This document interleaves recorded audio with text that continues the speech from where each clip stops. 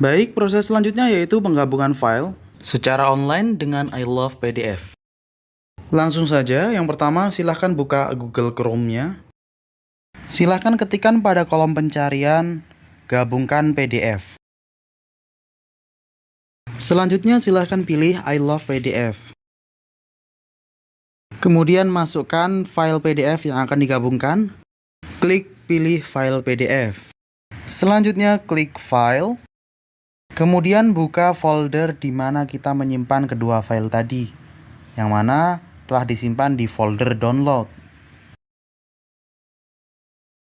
Kemudian kita pilih file yang pertama, yaitu file invoice.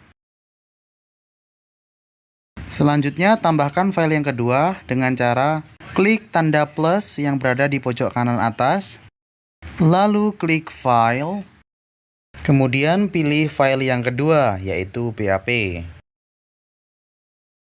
Telah ditampilkan kedua file yang akan digabungkan, maka silahkan selanjutnya klik Gabungkan PDF. Dan mohon ditunggu, proses penggabungan PDF sedang berjalan. Jika sudah keluar tampilan seperti ini, maka silahkan klik Unduh PDF yang digabungkan. Selanjutnya, klik Download lagi. Maka, file PDF yang telah digabungkan akan secara otomatis tersimpan di folder download. Nah, mari kita coba buka file tersebut, yaitu di File Manager, Penyimpanan Internal, Folder Download. Nah, disitulah tempat penyimpanan file kita yang telah digabungkan tadi.